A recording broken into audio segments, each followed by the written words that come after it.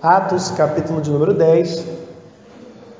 Estaremos lendo a partir do versículo 23.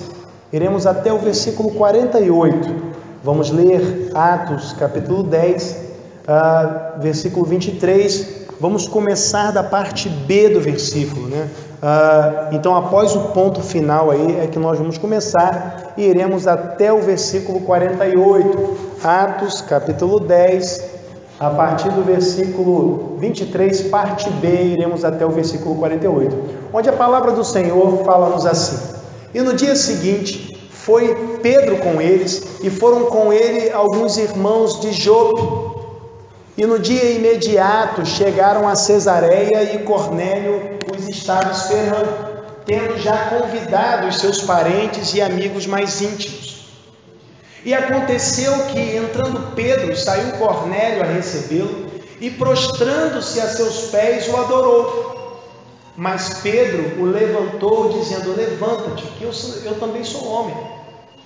E falando com ele, entrou e achou muitos que ali se haviam ajuntado. E disse-lhes: Vós bem sabeis que não é lícito a um homem judeu ajuntar-se ou chegar-se a estrangeiros, mas Deus mostrou-me que a nenhum homem chame comum ou imundo. Por isso, sendo chamado, vim sem contradizer. Pergunto, pois, por que razão mandastes chamar-me? E disse Cornélio: Há 4 dias estava eu em jejum até esta hora, orando em minha casa à hora 9. E eis que diante de mim se apresentou um homem com vestes resplandecentes e disse: Cornélio, a tua oração foi ouvida, e as tuas esmolas estão em memória diante de Deus. Envia, pois, a Jope e manda chamar Simão, o que tem por sobrenome Pedro. Este está em casa de Simão, o curtidor, junto do mar, e ele vindo te falará. E logo mandei chamar-te, e bem fizeste em vir. Agora, pois, estamos todos presentes diante de Deus para ouvir tudo quanto por Deus te é mandado. E abrindo Pedro a boca, disse: Reconheço por verdade que Deus não faz acepção de pessoas, mas que lhe é agradável aquele que em qualquer nação o teme e faz o que é justo. A palavra que ele enviou aos filhos de Israel, anunciando a paz por Jesus Cristo, este é o Senhor de todos.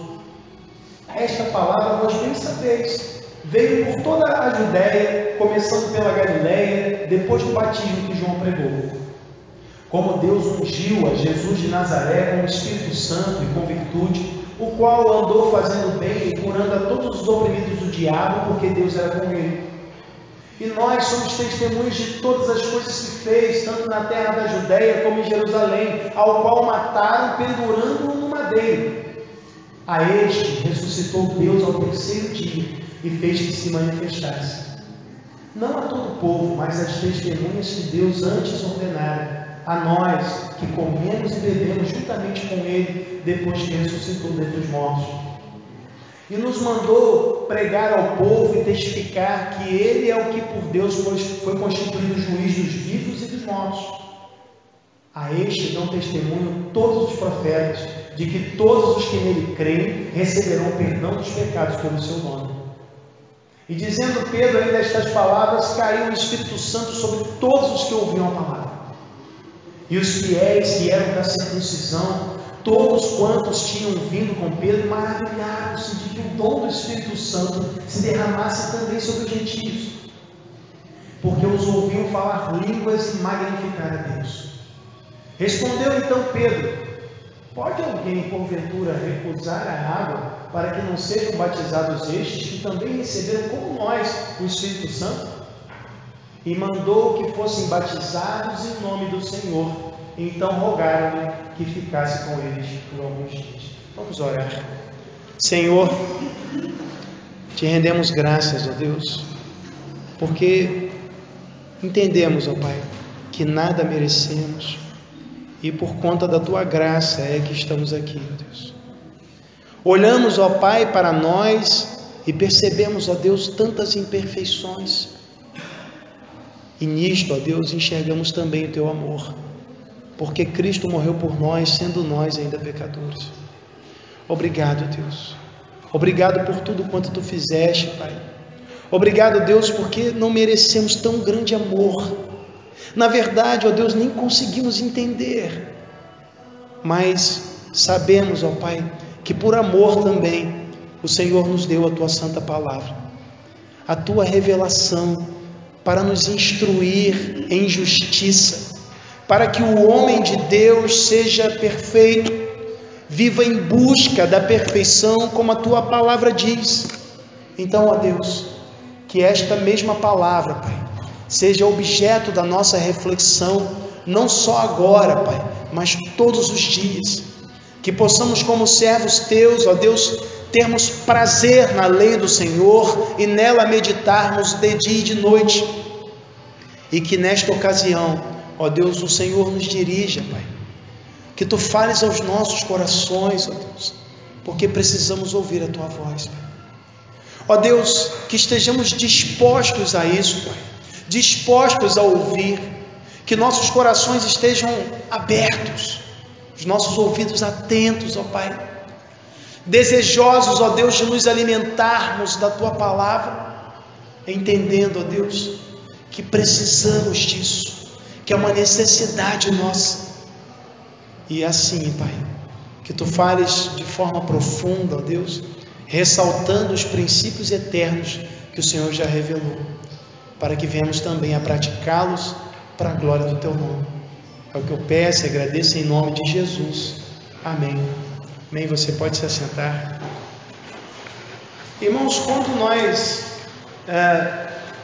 pensamos na realidade da fé batista, né, nós como batistas, nós encontramos diversas particularidades, né, coisas que são só nossas, coisas às vezes que só nós entendemos, né? Quando alguém vem de outra denominação, alguns dos nossos costumes, das nossas práticas, as pessoas não compreendem, né? Por exemplo, há uma prática comum em muitas denominações de se passar uma sacolinha, né? Os batistas utilizam o gasofilácio como o instrumento de arrecadação das contribuições. Também nós temos, por exemplo, muitos batistas, se você chegar e se você disser assim para os homens, né? Se você disser assim, uma vez embaixador, ele responde o quê? Sempre embaixador do rei, né? Responde, isso é coisa de batista, o batista sabe desse negócio, né? Então, irmãos, tem algumas coisas que são particularidades nossas, né? Hinos do cantor cristão, né? Nós temos essa afinidade com uma certa linguagem, né? Nem todo mundo chama isso aqui de gasofilácio, mas os batistas fazem questão de se referir assim, até porque é o nome correto, né? Mas nem todo mundo se refere assim. Nós temos particularidades como batistas, nós temos também particularidades como cristãos, né? Nós temos uma linguagem bem característica e interessante, irmãos, que uma particularidade dos batistas é não dar a paz do Senhor, né? O batista tem a característica de dar bom dia, boa noite, boa tarde. Mas por que o batista é gravão? A paz do Senhor vem, né? Não, porque o batista não encontra essa ordem nas escrituras, então ele usa os cumprimentos comuns, né? Mas quando alguém cumprimenta o batista dessa maneira, ele responde também da maneira que a pessoa cumprimentou. Tem uma instituição que eu dou aula, né, uma faculdade lá em São Pedro, que a secretária, ela sempre me recebe com graça e paz, né? Eu chego, boa noite, ela, graça e paz, tá bom, graça e paz, né? Então a gente vai se adaptando, né? Porque não há problema algum, não há pecado nem numa coisa nem outra. Mas é interessante, irmãos, como nós temos coisas em comum como batistas, mas também temos coisas em comum como cristãos, né? O cristão, ele geralmente porta a Bíblia, né? Ele tem porte de Bíblia, né? O cristão tem porte de Bíblia, né? Muitos buscam porte de água, o cristão tem porte de Bíblia. Então, o cristão porta a Bíblia.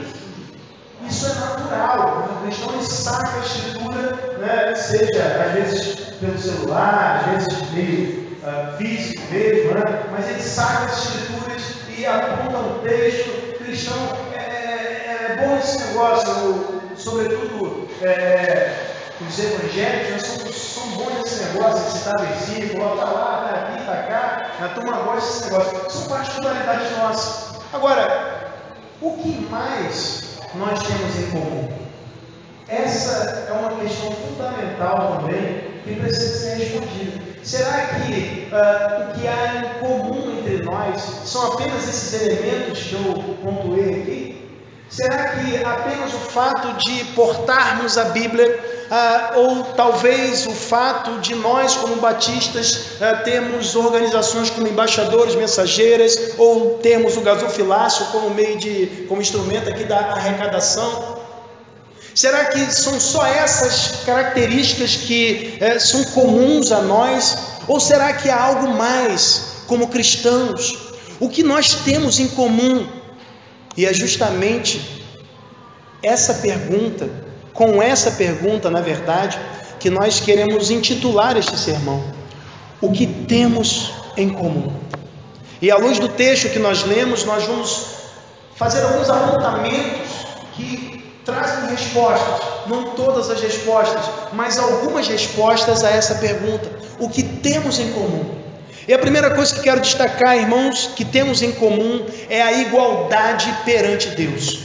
Veja, no texto que lemos, irmãos, nós vemos a sequência, daquilo que tratamos pela manhã, a sequência, aqueles homens enviados por Cornélio haviam chegado ali diante de Pedro, Deus falara ao coração de Pedro, dizendo que ele poderia receber aqueles homens. Então Pedro foi ao encontro dos homens, os recebeu, os hospedou na sua casa, mas o texto diz, na parte B do versículo 23, que no dia seguinte, após terem dormido ali na casa de Simão Curtidor, no dia seguinte, Pedro foi com eles, e foram com ele alguns irmãos de Jope.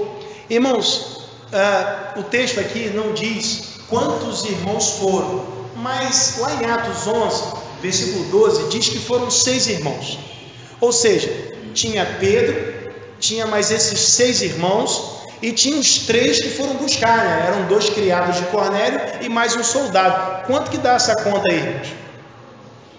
Quanto que dá aí? Conseguiu acompanhar? 6 pessoas, 3 enviados de Cornélio e mais Pedro, dá 10, Então, uma comitiva de 10 pessoas.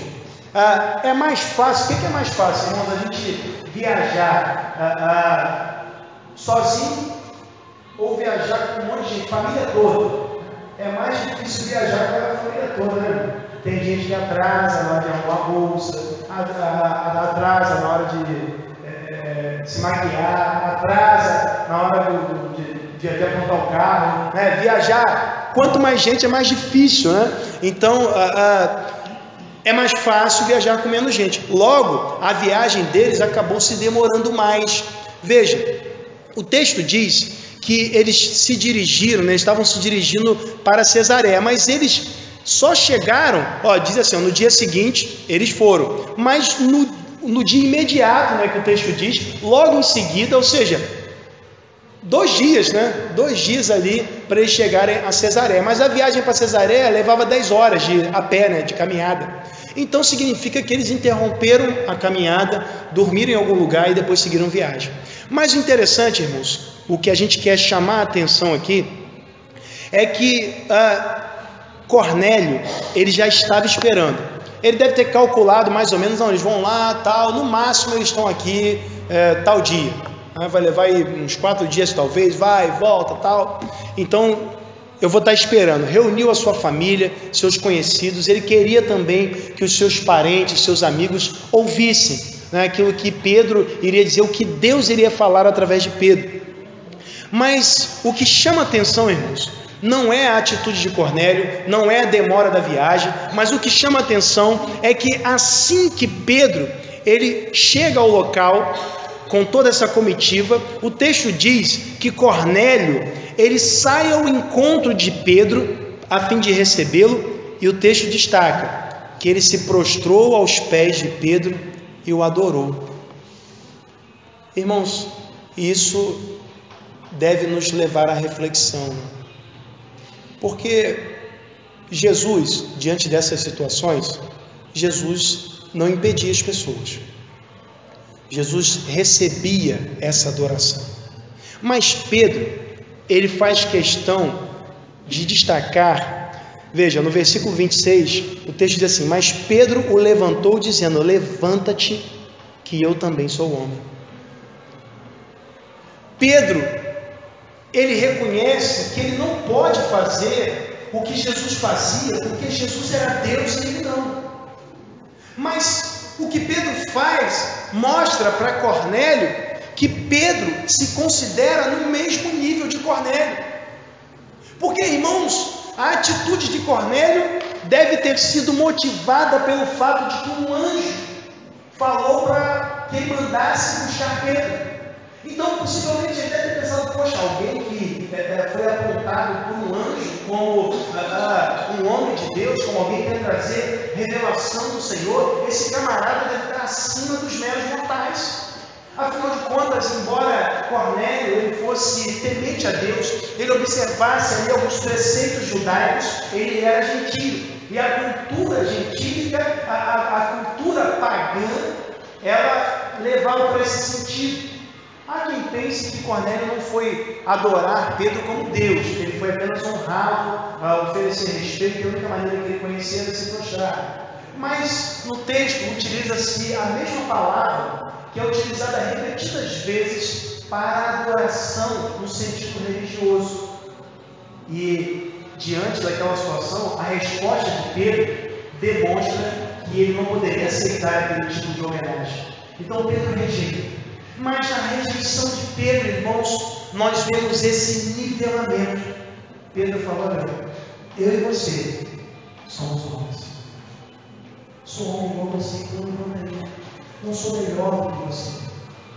Então, irmãos, um princípio cristão é ressaltado nesse texto: a igualdade de todos os homens perante Deus.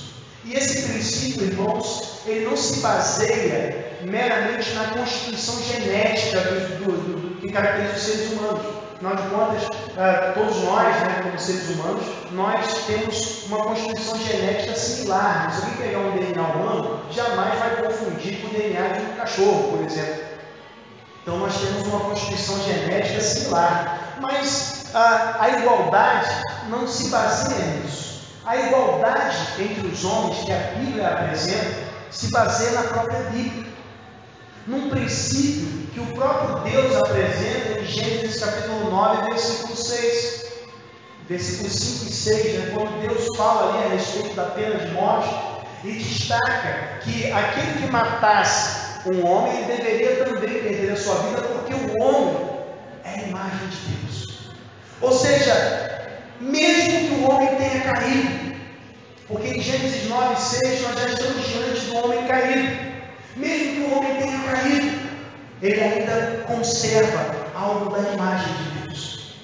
Então, com base nesse princípio, irmãos, com base na imagem de Deus no homem, nós entendemos, irmãos, que todos nós estamos nivelados perante Deus. Mas o nivelamento, irmãos, ele não é somente nesse sentido, somente no sentido da imagem de Deus. O nivelamento também, irmãos, é em razão da nossa condição de pecadores. Porque, como a Bíblia diz, todos pecaram e destituídos estão da glória de Deus. De modo que Deus encerrou a todos debaixo da desobediência, para com todos mostrar de misericórdia. Todos nós, irmãos, como seres humanos, estamos na mesma condição. Não há ninguém melhor, não há ninguém pior. Todos estamos na mesma condição. Como humanos, irmãos, estamos lado a lado. O único que está acima é Deus. E isso nós vemos claramente no texto. Pedro, ele impede Cornélio de prosseguir no seu ato, porque ele diz: olha, eu sou homem. Mas Pedro entende que Deus sim deve ser adorado. Deus sim deve ser objeto de adoração, irmãos, e isso é registrado nas Escrituras. Deus, ele requer uma adoração exclusiva. Êxodo capítulo 20, versículos 3 e 4, quando nos mandamentos Deus diz: não terás outros deuses diante de mim. Isso, irmãos, é atestado no Novo Testamento. A adoração deve ser destinada somente a Deus. Quando o diabo tenta Jesus no deserto, ele diz: olha, dar-te-ei tudo isso se prostrado me adorares. Mas Jesus, lá em Mateus 4, versículo 10, Jesus diz: olha só, somente ao Senhor teu Deus adorarás e só a Ele darás culto. Por essa razão, irmãos, nós devemos automaticamente entender que não podemos adorar Pedro, não podemos adorar João, nem Maria, nem quem quer que seja. Não se pode adorar Valdomiro. Que isso, pastor? Falou um nome? Não pode adorar. Não pode. Não se pode adorar nenhum ser humano, nem o pastor A, nem o pastor B. Não podemos adorar homens, temos de adorar a Deus. Pedro ensina isso claramente aqui, irmãos, porém, nós vemos que muitas vezes o ser humano tem essa tendência de criar ídolos, de adorar pessoas, de colocar a palavra de seres humanos como equivalentes à palavra de Deus. Não, o fulano falou. Quando na verdade, irmãos, o que nós devemos afirmar com frequência é a Bíblia diz. Isso deve nortear a nossa prática, deve nortear tudo que fazemos, irmãos, porque é a palavra de Deus. No entanto, irmãos, lamentavelmente, pessoas adoram indivíduos até mesmo que enveredam por caminhos tortuosos. Já ouvi muitas vezes, os irmãos conhecem a história, né? Há muito tempo atrás, eu um pastor próximo aqui que é do Peru, e tem gente até hoje que fala assim: meu irmão, se esse cara voltar com adultério e tudo, estou com ele, sigo esse cara, porque aquilo que era pastor, aquilo que era pastor. E tem gente assim, né? Que não se importa. Noutra ocasião, ouvi uma notícia acerca de uma igreja na qual o pastor trocou a esposa de 50 anos por uma de 25, e a igreja falou: pastor, estou contigo, o senhor é bom, essa mulher já estava caixa mesmo, né? Poxa, troca mesmo, já estava velhinha já, que isso. A igreja, irmãos, abraçou o pecado. Que absurdo. E, irmãos, as pessoas vão fazendo isso porque idolatram homens. Não importa, quando há esse tipo de idolatria, não importa o que o indivíduo faça, ele vai estar sempre certo, simplesmente porque ele é ele. Que isso, só porque ele é ele? Porque ele é ele. Mas, irmãos, nós só adoramos alguém porque ele é, pelo que ele é. Esse alguém é somente Deus. Só podemos adorar a Deus, irmãos. E aí, irmãos, quando nós vamos seguindo nesse texto, nós vemos que essa igualdade perante os homens, ela é também ressaltada na atitude de Cornélio. Veja, Cornélio era um oficial romano. Cornélio, ele podia desprezar, podia fazer pouco caso de Pedro, uma vez que Pedro era pescador e era judeu. Cornélio era da nação opressora, enquanto Pedro era da nação oprimida.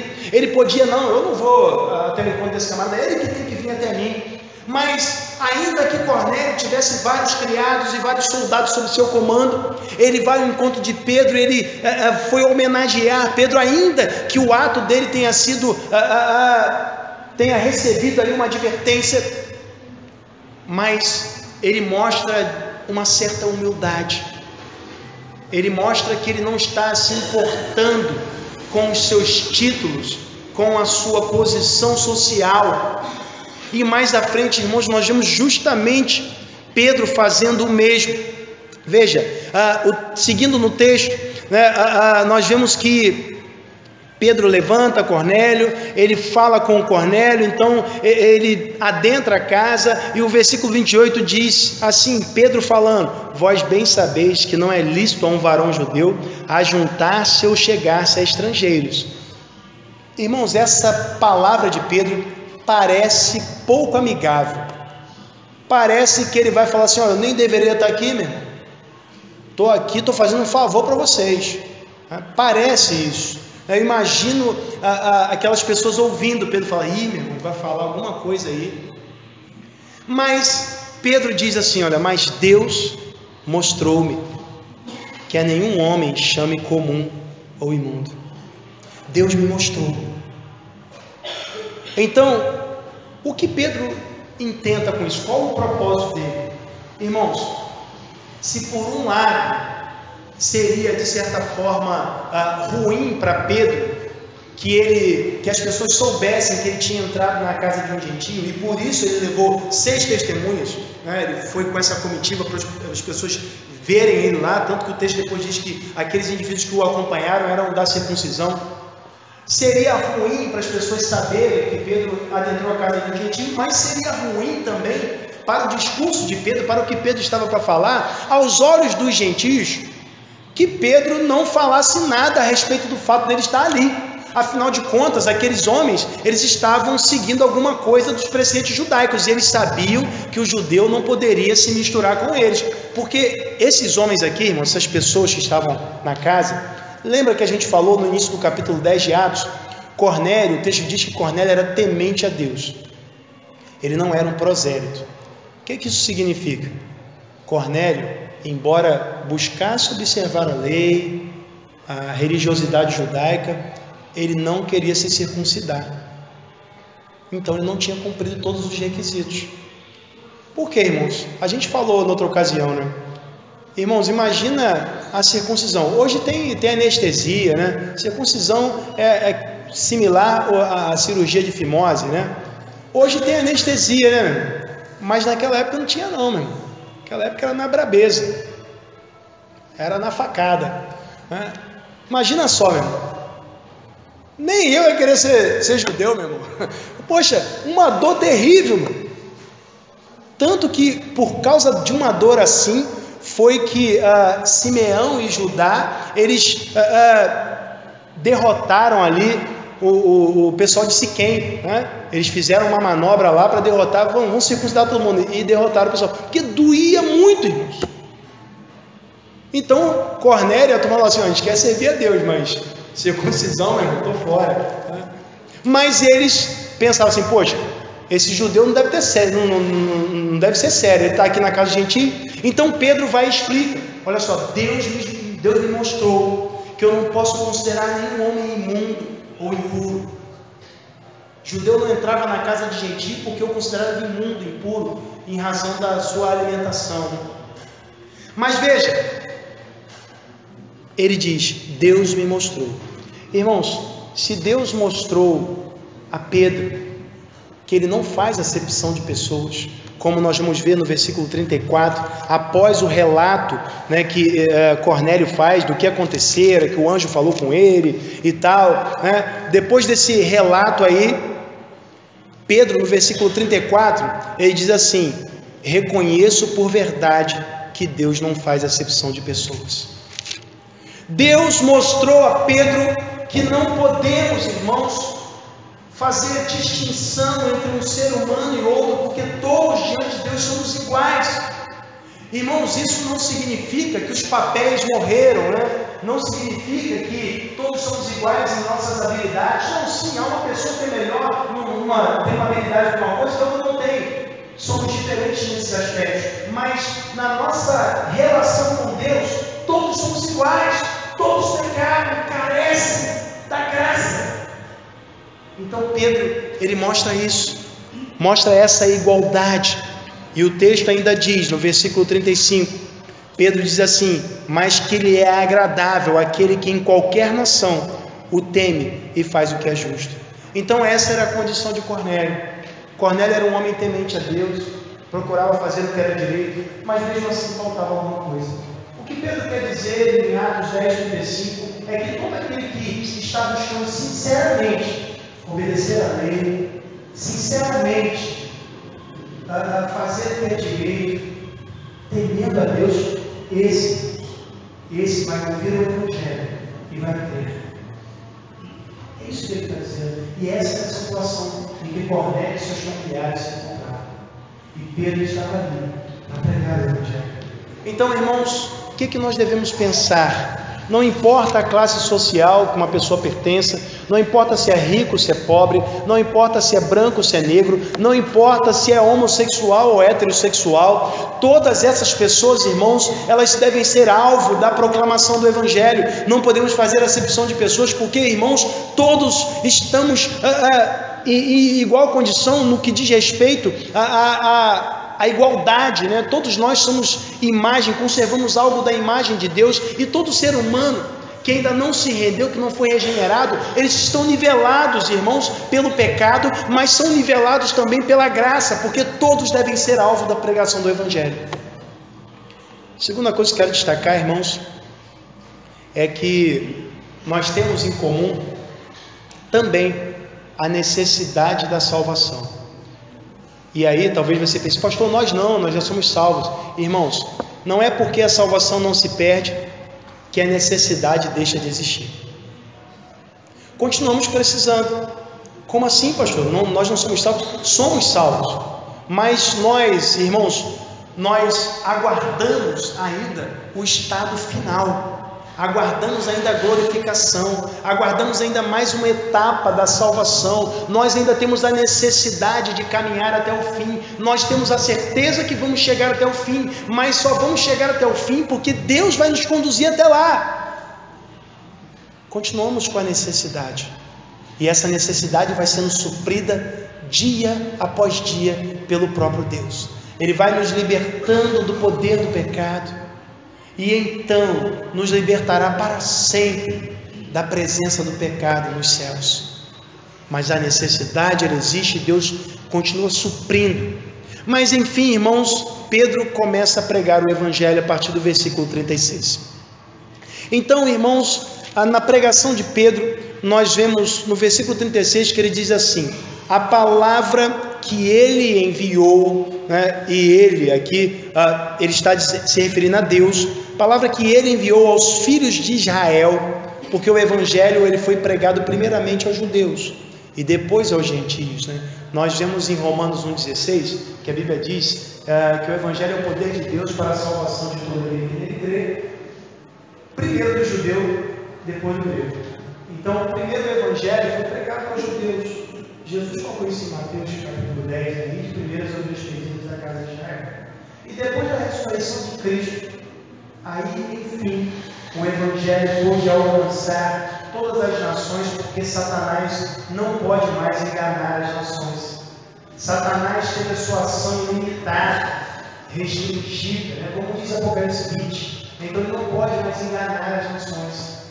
Então, veja bem, agora Pedro lhe segue dizendo que a mensagem de Jesus Cristo era uma mensagem de paz. Versículo 36, anunciando a paz por Jesus Cristo. Irmãos, quando nós pensamos em paz, qual é a ideia que vem à nossa mente?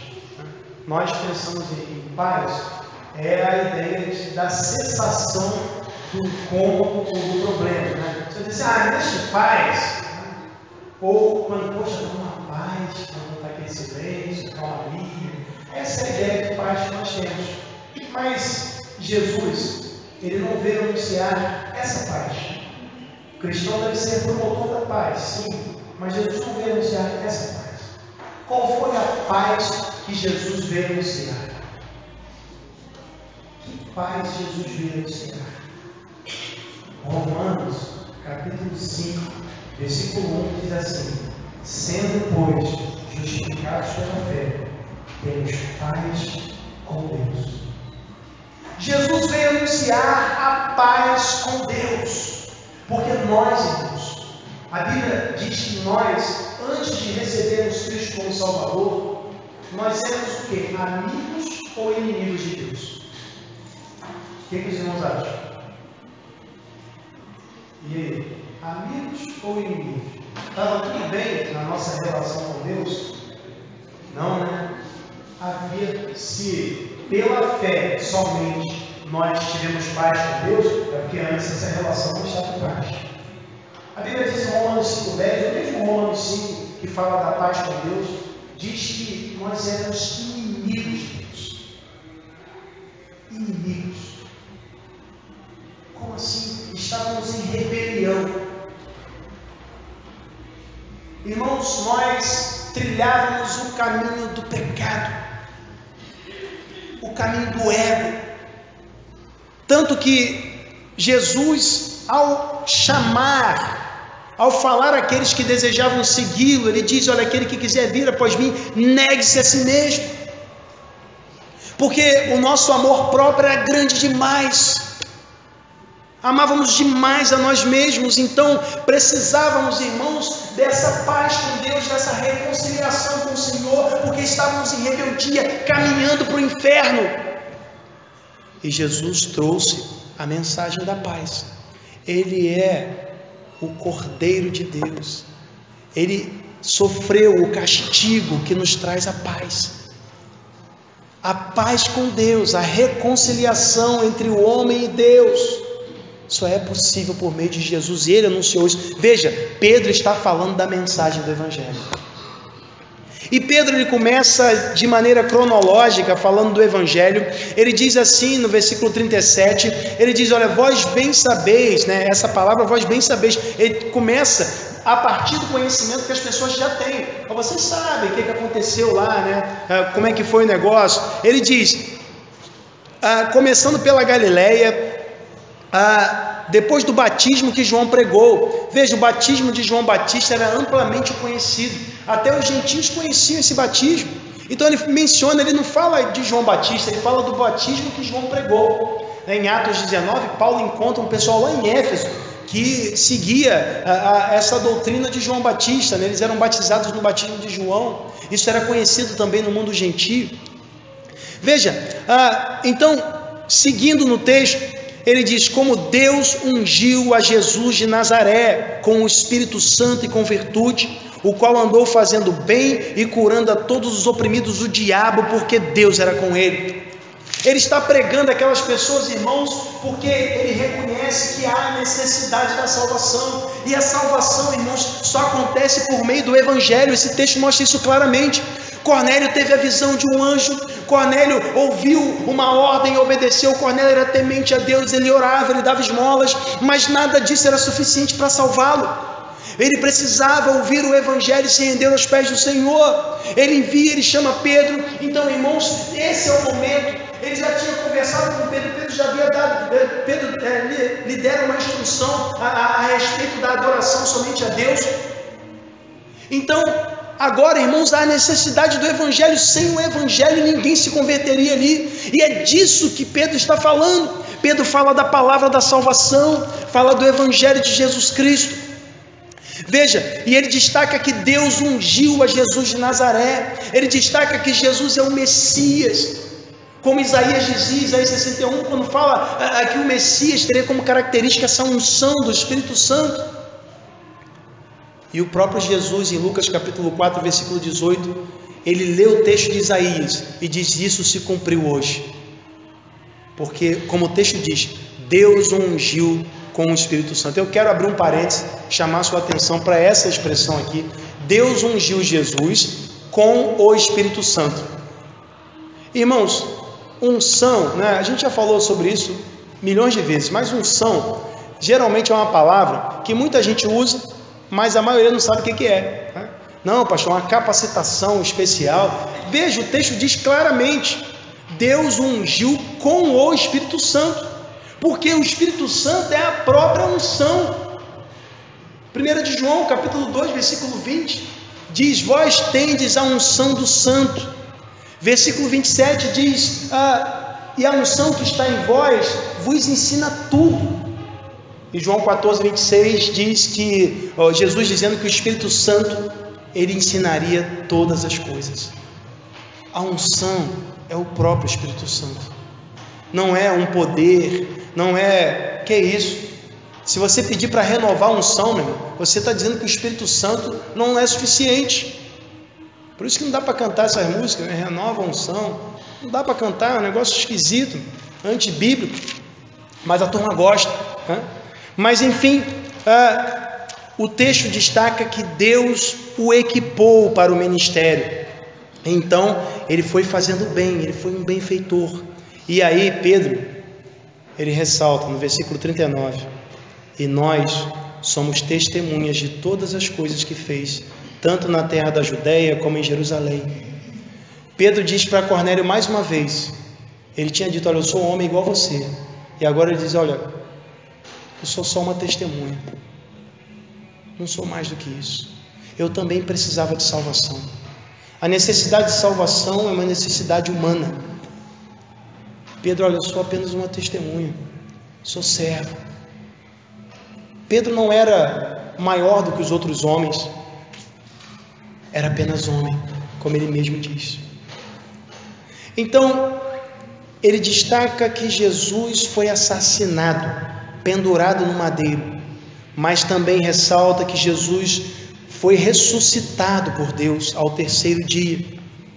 E ele se manifestou a muitas testemunhas, dentre as quais Pedro ali estava. E ele diz que a ordem que Jesus deu foi que eles pregassem e testificassem que ele é o que por Deus foi constituído o juiz dos vivos e dos mortos. Veja, o fato dele apontar Jesus como juiz indica que Jesus e Deus são iguais. Porque desde o princípio os judeus reconheciam Deus como juiz. Agora Pedro diz, Jesus é juiz, porque Jesus é Deus. Então, Pedro está apresentando para aquele público a mensagem do Evangelho. Porque, irmãos, agora, no versículo 43, ele aponta qual a condição de todo ser humano. Versículo 43, ele diz, a este dão testemunhos todos os profetas, de que todos os que nele creem receberão o perdão dos pecados pelo seu nome. Ou seja, todo homem é pecador e precisa crer em Jesus para ter seu pecado perdoado. Então veja, nós, irmãos, quando recebemos Cristo como Salvador, nós estamos reconhecendo a nossa condição, que somos pecadores, miseráveis, merecemos a condenação. Tem que reconhecer isso. Se não reconhecermos isso, irmãos, não há conversão. Tem que reconhecer, olha, eu não mereço nada, sou um pecador miserável. Agora, quando nós confiamos em nós mesmos para nos salvar, nós estamos, na verdade, negando essa afirmação. Estamos dizendo que nós somos capazes, que nós não precisamos do perdão dos pecados, porque nós somos capazes de conquistar perdão para nós. Mas o texto deixa claro, irmãos, que todo ser humano precisa de Jesus Cristo para o perdão dos pecados, porque foi a obra redentora de Jesus, foi o fato dele ter morrido, ressuscitado. Isso é que torna possível a redenção do homem. Isso que torna possível a paz com Deus. Essa é a mensagem da paz.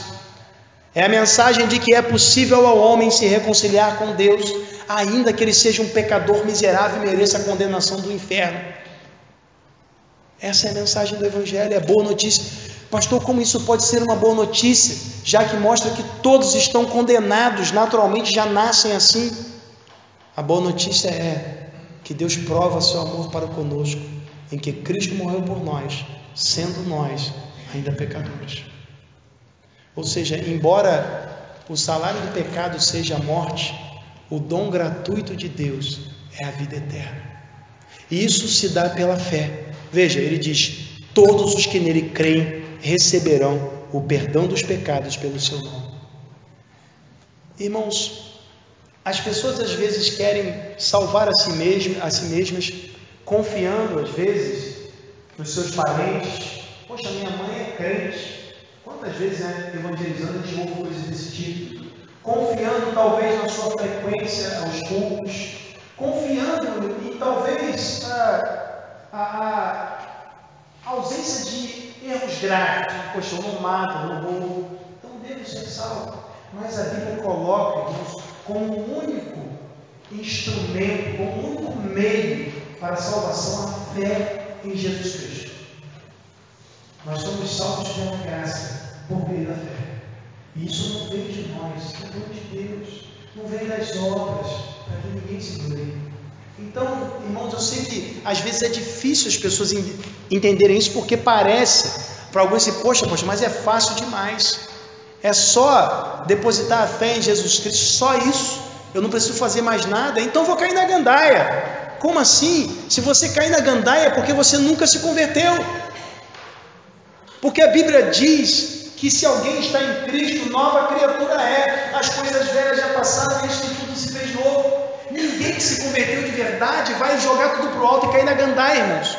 Quem se converteu de verdade vai perseverar até o fim, sabe por quê? A Bíblia diz que quando nós cremos no Evangelho, nós somos selados com o Espírito Santo da promessa, Efésios 1:13, e Ele é o penhor, Ele é a garantia da nossa herança, Ele garante que nós vamos herdar, Ele garante que nós vamos chegar até o fim, Ele vai nos guardando, nós somos guardados pelo poder de Deus para a salvação, como diz 1 Pedro 5. Então nós vamos chegar até o fim, irmãos, nós não vamos parar no meio da caminhada, nós vamos para o céu. Então, essa é a verdade do Evangelho. Não podemos confiar em nós mesmos. Nós não podemos somente acreditar que seremos salvos porque acreditamos em milagres. Olha, eu confio muito em Deus e Deus sempre faz o que eu preciso, me ajuda muito. Então, por isso eu creio que estou bem. Como assim, irmãos? Esse discurso não faz sentido. Quem crê em Jesus Cristo, confia nele. E quem confia em Jesus Cristo, se entrega por completo. Se lança nos braços de Cristo. Normalmente nas evangelizações a gente cita como exemplo, né, a criança, né?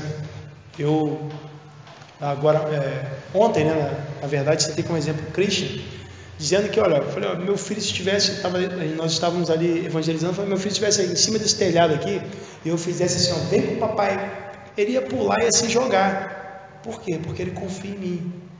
Da mesma forma, se nós cremos em Jesus Cristo, devemos depositar a nossa confiança nele, nos lançarmos nos braços dele, para que ele realize a obra em nós, para que ele nos regenere, que ele faça de nós novas criaturas. Isso sim, irmãos, é conversão. A conversão passa necessariamente pelo arrependimento e fé. Do contrário, não há nova vida. No contrário, irmãos, não há perdão de pecados. Se não há mudança de vida, é porque nunca houve. É necessário nascer de novo. Irmãos, a terceira coisa que quero destacar, e é onde nós chegamos aqui, talvez no ponto alto, é que nós temos em comum, além da igualdade perante Deus, além da necessidade da salvação, nós temos em comum o Espírito Santo. Irmãos, perceba, até o versículo 43, nós temos um auditório, temos um público misto ali. Pedro estava pregando, havia outros 6 cristãos, mas havia um monte de não cristãos, um monte de não crentes. Como assim, pastor? Cornélio não era crente, irmãos, mas ele era temente a Deus, mas não era crente. Mas ele era bonzinho, dava esmola, mas não era crente. Estava perdido, caminhando para o inferno. Que isso? Havia ali, irmãos, até aquele momento, salvos e não salvos, pessoas caminhando para o céu e outras caminhando para o inferno. Mas a partir do momento, irmãos, em que aquelas pessoas dão ouvidos ao Evangelho, em que elas creem, irmãos, elas são transformadas, e essa transformação é evidenciada, irmãos, pela concessão do Espírito Santo. O texto diz assim no versículo 44, e dizendo Pedro ainda estas palavras, caiu o Espírito Santo sobre todos os que ouviam a palavra. Todos os que ouviam a palavra. Veja, irmãos, eles creram, porque a Bíblia diz em Efésios 1:13, que quando nós cremos no Evangelho, nós somos selados com o Espírito Santo da promessa. Então eles ouvindo o Evangelho, eles creram, então o Espírito Santo veio sobre eles. A Bíblia diz em Romanos 8, versículo 9, que se alguém não tem o Espírito de Cristo, esse tal não é dele. Então quem é de Cristo é selado com o Espírito Santo da promessa. Então eles receberam aqui o Espírito Santo, irmãos, e o texto diz no versículo 45 que os fiéis que eram da circuncisão, os judeus cristãos que estavam com Pedro, eles ficaram maravilhados de que o dom do Espírito Santo se derramasse também sobre os gentios. Agora é estranho isso, porque alguns versículos atrás, Pedro já falara que Deus mostrara, né? Deus me mostrou que eu não posso fazer diferença entre um e outro. Deus me mostrou que não faz acepção de pessoas. Mas eles aqui, com esse espanto, eles estão mostrando que continuavam fazendo acepção. Até os gentios, até eles. Mas Deus já não havia mostrado. Às vezes, irmãos, nós afirmamos crer em algumas coisas, mas quando nos deparamos com situações que requerem exatamente a reafirmação daquilo que cremos, às vezes falhamos. Mas, voltando à questão do Espírito Santo, veja, o texto diz que eles perceberam, identificaram que eles também haviam recebido o Espírito Santo. Por quê? Versículo 46, porque os ouviam falar em línguas e magnificar a Deus. Que maravilhoso, irmãos. Agora, uma pergunta, né? Será que se a experiência desses homens fosse diferente da experiência dos demais apóstolos em Atos capítulo 2, eles acreditariam que aquilo era real? É certo que não. Porque no versículo seguinte, nós vemos Pedro dizendo, o texto diz, respondeu então Pedro, pode alguém porventura recusar a água para que não sejam batizados estes, que também receberam como nós o Espírito Santo, ou seja, do mesmo jeito que nós recebemos. Então, irmãos, da mesma forma que aconteceu em Atos 2, acontece em Atos 10. E como aconteceu em Atos 2? Como aconteceu? Vamos visitar Atos 2, rapidamente. Atos capítulo 2. Vamos ver o que aconteceu lá. Pedro falou que foi do mesmo jeito. Então, é importante que nós estejamos verificando o que aconteceu de verdade. Veja, Atos capítulo 2, versículo 1 diz assim, cumprindo-se o dia de Pentecostes, estavam todos reunidos no mesmo lugar, e de repente veio do céu um som. Veio um som, não veio vento, veio um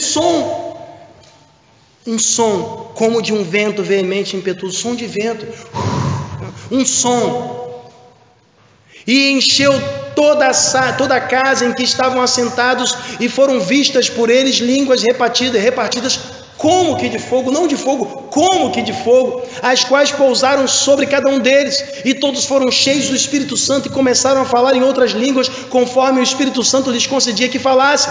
E em Jerusalém estavam habitando judeus, varões religiosos de todas as nações que estão debaixo do céu. E correndo aquela voz, ajuntou-se uma multidão, estava confusa, porque cada um os ouvia falar na sua própria língua. Irmãos, então que tipo de língua eles falaram? Qual foi a língua falada? Com certeza não foi Labassu Suricanda Cobasnai. Com certeza eles falaram algo que as pessoas entendiam. Veja, o texto diz no versículo 7 que todos pasmavam e se maravilhavam, dizendo uns aos outros, pois que não são galileus todos esses homens que estão falando? Como, pois, os ouvimos cada um na nossa própria língua que somos nascidos? Então, irmãos, o que Pedro presenciou ali foi os gentios falando em outros idiomas humanos, não angelicais, porque a Bíblia diz que os anjos são espíritos ministradores, e Jesus diz, isso em Hebreus 1,14, e Jesus diz lá em Lucas no capítulo 24, que um espírito não tem carne e ossos, logo o espírito não tem cordas vocais, como ele vai falar, como os anjos se comunicam, não sei. Mas é certo que não é pelo uso de cordas vocais, como nós fazemos. Veja, então, irmãos, o que eles presenciam é a reprodução daquilo que aconteceu em Atos capítulo 2, e isso é prova suficiente para eles de que aqueles homens foram agora selados com o Espírito Santo da promessa. Mas isso tem que acontecer todas as vezes? Não, o texto é narrativo. A Bíblia não fala nas cartas que isso tem que acontecer. Não fala que nós temos que falar, mas se tivesse que acontecer, irmãos, não tenha dúvida de que seriam idiomas humanos, inglês, francês, mas hoje, irmãos, isso já não acontece. Nós entendemos que esse dom, ele ficou relegado ao passado, uma vez que hoje, irmãos, nós também já temos cursos de idiomas e tal, um momento ali específico, Deus faz coisas com propósito. Não há propósito algum em eu ficar aqui falando em outro idioma, irmãos. Eu falo assim, Jesus Christ loves you. Ou seja, Jesus Cristo ama você. Para que dizer em inglês se eu posso falar em português? Não faz sentido. Todos nós, irmãos, temos em comum o Espírito Santo. Não há crente em Jesus Cristo sem o Espírito Santo. Não existe na face da terra. Os batistas creem no Espírito Santo, claro. Sem o Espírito Santo não há crente. Porque é o Espírito Santo quem convence o homem do pecado, da justiça e do juízo. Uma evidência de que os gentios se converteram foi o Espírito Santo fazendo habitação neles, morada. Então isso, irmãos, evidencia que o Espírito Santo é comum a todo crente, seja judeu, seja grego, a prova de que eles precisavam. Então Pedro mandou que fossem batizados em nome do Senhor. Pedro não batizou aquelas pessoas, mas ele mandou que outros o fizessem, porque Pedro não queria que a ênfase repousasse sobre ele, para que alguém dissesse: olha, fui batizado pelo apóstolo Pedro. Não, a ênfase tinha que ser no Senhor Jesus. Por isso ele diz: batize-os em nome do Senhor, batize-os em nome de Jesus. Jesus é o foco, Jesus está no centro, e deve estar no centro para cada um de nós, irmãos. E isso nós temos que ter em comum, a igualdade perante Deus. Todos nós somos iguais perante Deus.